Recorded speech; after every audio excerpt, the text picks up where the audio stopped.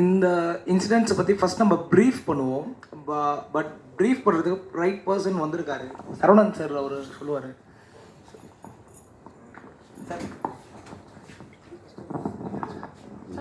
Saravanan sir ഒരു activist ആണ്. ഈ മൂവിക്ക് വേണ്ടിയിട്ട് ഫുൾ ടൈം ഇവരുടെ കൂടെ ഉള്ള ഒരാളാണ് സാർ. ഹൃദയപൂർവ്വം എല്ലാവർക്കും നമസ്കാരമുണ്ട്. ഞാൻ തമിഴനല്ല, കേരളീയനാണ്. പണ്ടത്തെ തിരുക്കൊച്ചിയാണ്, ചിറ്റൂരാണ്, പാലക്കാടാണ്. വ്യക്തമായ രാഷ്ട്രീയമുള്ള ആളുകളാണ് നമ്മൾ. ഈ പടത്തിൽ 2-3 വിഷയങ്ങൾ ചേർക്കാമായിരുന്നു, ഇനി പറ്റുക ചേർക്കണം എന്നുള്ള ആഗ്രഹമുണ്ട്.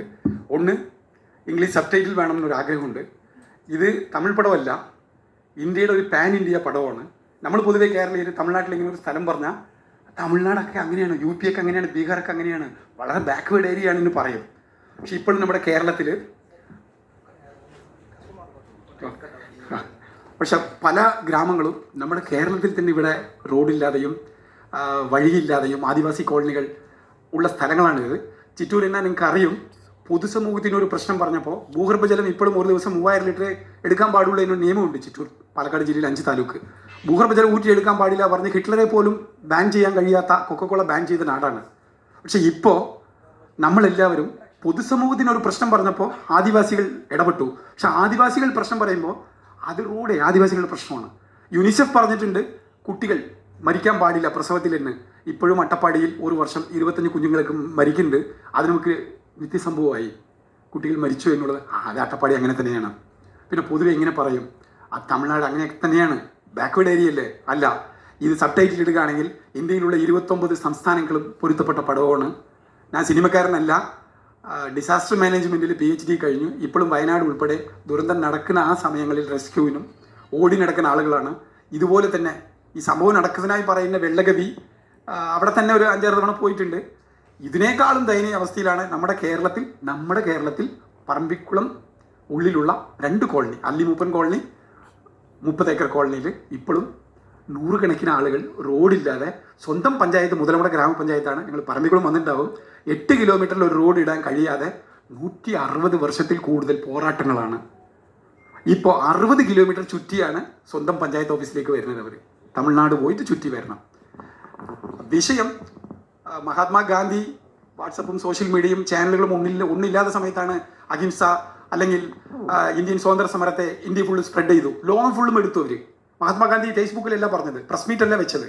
അഹിംസ പറഞ്ഞ വാക്കും സ്വാതന്ത്ര്യ സമരവും ഇന്ത്യ ഫുള്ളും ലോകം ഫുള്ളും സ്പ്രെഡായി. മാർട്ടിൻ ലൂതർ കിങ്, നെൽസൺ മണ്ടേലൊക്കെ ഉൾക്കൊണ്ടു. നമുക്കൊരു കടപ്പാടുണ്ട്. ഈ പടം തമിഴ് പടമല്ല, ഇതൊരു പാൻ ഇന്ത്യ പടമാണ്. ഈ പടം കഴിയുന്നത്രയ്ക്കും മാൻ ടു മാൻ അപ്ലൈ ചെയ്യുക. നിങ്ങളെല്ലാവരും ശക്തരായ മീഡിയക്കാരാണ്. കഴിയുന്നത്രയ്ക്കും ഈ പടം ജനകീയ പടമാണ്. ജനങ്ങൾക്ക് എത്തിക്കാൻ നിങ്ങളെ കൊണ്ട് എന്തൊക്കെ ചെയ്യാൻ പറ്റുമോ അതൊക്കെ ചെയ്യുന്നതിനുള്ള ദയോടുകൂടിയുള്ള അപേക്ഷയുണ്ട്. ഒരു തവണ കൂടി പറയാം, ഞാൻ സിനിമക്കാരനല്ല, പക്ഷേ എനിക്ക് 2 ചേച്ചിമാരുണ്ട്. മുഖസ്തുതിയല്ല, ഉള്ളത് അങ്ങനെ പറയുകയാണ്. ആ പടത്തിൽ അഭിനയിച്ച അനിയനെങ്കിലും തെറ്റിദ്ധരിക്കേണ്ട, അനിയനെങ്കിലും കരയുന്നത് പോലെ അഭിനയിച്ചിട്ടുണ്ടാവും. എനിക്ക് 2 ചേച്ചി ഉള്ളത് കൊണ്ട് കരഞ്ഞു. കാരണം എത്ര തന്നെ ടെക്നോളജി വളർന്നാലും 1 ടംബ്ലർ വെള്ളമോ 1 കിലോ അരിയോ ഡൗൺലോഡ് ചെയ്യാൻ പറ്റില്ല. 5G 6G വന്നാലും അതുപോലെ ജനനവും മരണവും നിയന്ത്രണത്തിലല്ല നമുക്ക്. എത്ര തന്നെ ടെക്നോളജി വളർന്നാലും നമ്മളെല്ലാവരും ഒരു അമ്മയുടെ ഗർഭപാത്രത്തിലാണ് ജനിച്ചത്. പക്ഷെ നമുക്കിപ്പെല്ലാം സീയിങ് ഈസ് ബിലീവിങ്, കണ്ടാലേ വിശ്വസിക്കുള്ളൂ. അതുകൊണ്ട് നമ്മൾ ഈ അമ്മയുടെ ചെറിയ വയറ്റിൽ നമ്മൾ ഉണ്ടായിരുന്നോ, ഇതൊക്കെ വിശ്വസിക്കാൻ പറ്റുമോ? എന്തെങ്ങനെ പറയുന്നു എന്ന് പോലും പറയുന്നുണ്ട് ഇപ്പോൾ പലരും.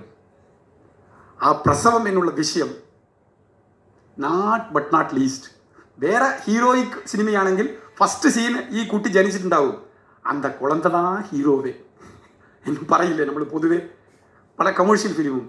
ജനിക്കാതെ പോയ, പ്രസവത്തിൽ മരിച്ചുപോയ ലക്ഷക്കണക്കിന് ഹീറോമാർക്ക്, ഭാവി സൂപ്പർ ഹീറോമാർക്ക്, പ്രസവത്തിൽ മരിച്ചുപോയ കുട്ടികൾക്ക് ഈ പടം സമർപ്പിക്കാം. ഇന്ത്യയിൽ പല സംസ്ഥാനങ്ങളിലും കുട്ടികൾ പ്രസവത്തിൽ മരിക്കുന്നുണ്ട്. വിദ്യാഭ്യാസ കേരളം, നമ്മുടെ പുരോഗമന കേരളം എന്ന് പറയുന്നതിലും അട്ടപ്പാടി നമ്മുടെയാണ്. ഇപ്പോഴും അത് ആദിവാസികളുടെ പ്രശ്നമല്ല, ആദിയിൽ വസിച്ചവൻ ആദിവാസി. ഇത്രയും ഒരു സാഹചര്യം ഈ പടത്തിൽ എൻ്റെ റോളൊന്നുമില്ല, ഞാൻ സിനിമക്കാരനല്ല. പക്ഷേ ലാൻഡ് സ്ലൈഡ് വന്നതിൽ ഡേറ്റാബേസും ഒരു ശാസ്ത്രീയമായുള്ള വശങ്ങളും ചോദിക്കാൻ വന്നു. ഇദ്ദേഹത്തെ പരിചയപ്പെടുത്തിയത് സുധാകർ എന്ന് കോയമ്പത്തൂരിൻ്റെ BBC-യുടെ കറസ്പോണ്ടൻ്റാണ്. അദ്ദേഹം വഴിക്കാണ് ഇവർ പരിചയപ്പെട്ടത്. നെല്ലിയാമ്പതി ഉൾപ്പെടെയുള്ള സ്ഥലങ്ങളിൽ ഉരുൾപൊട്ടിയതും പറമ്പിക്കുളത്തുള്ള ഇതേപോലെ സാമ്യമുള്ള, വെള്ളഗവി പോലെ സാമ്യമുള്ള 25-ൽ കൂടുതൽ, കുറഞ്ഞത് കണക്കെടുത്താൽ നമ്മുടെ മരിച്ചുപോയ ബഹുമാനപ്പെട്ട വ്യക്തി KR ഗൗരിയമ്മ പറഞ്ഞതുപോലെ അങ്ങനെ മാത്രമാണ് ഈ ആദിവാസികൾക്ക് വേണ്ടി സംസാരിച്ചത്. 140 MLA-മാരിൽ ഒരാൾ മാത്രമാണ് വോട്ട് ചെയ്തത്. 139 പേര് രാഷ്ട്രീയ ഭേദമില്ലാതെ ഇവർക്ക് റോഡും അടിസ്ഥാന സൗകര്യങ്ങളും ഇല്ലാതെയാണ്. അപ്പോൾ ഇത്രയും ടെക്നോളജി വളർന്നിട്ടും സഞ്ചരിക്കാൻ ഒരു റോഡ്, സഞ്ചാരയോഗ്യമല്ലെങ്കിലും ഒരു റോഡ് ഇല്ല എന്നുള്ളത് വേദനാജനകമായ സത്യമാണ്. ഇതൊരു സിനിമയും എന്നുള്ളത് കടന്ന് മുന്നോട്ട് പോകണം. ഹൃദയപൂർവ്വം നന്ദി ഈ സാഹചര്യം കൊടുത്തതിന്. മൈലമ്മ നിങ്ങൾ കേട്ടിട്ടുണ്ടാവും. മൈലമ്മയുടെ മരുമകനും കൊക്കക്കോളയുടെ മുന്നണി പോരാളിയും ഇപ്പോൾ പറമ്പിക്കുളം ആ ആദിവാസി കോളനിക്ക് 8 കിലോമീറ്റർ റോഡിന് വേണ്ടി പോരാടിക്കൊണ്ടിരിക്കുന്ന മാരിയപ്പൻ നീളിപ്പാറ. കാരണം ഈ പടത്തെക്കുറിച്ച് പറഞ്ഞപ്പോൾ നമ്മളും ഇങ്ങനെ ചെയ്യുന്നു. ആ കോളനിയിലുള്ള പലർക്കും സർക്കാർ ജോലി കിട്ടി, പക്ഷേ അവർ തന്നെ റോഡ് ഇടാൻ ശ്രമിച്ചു ആ കാട്ടിനുള്ളിൽ.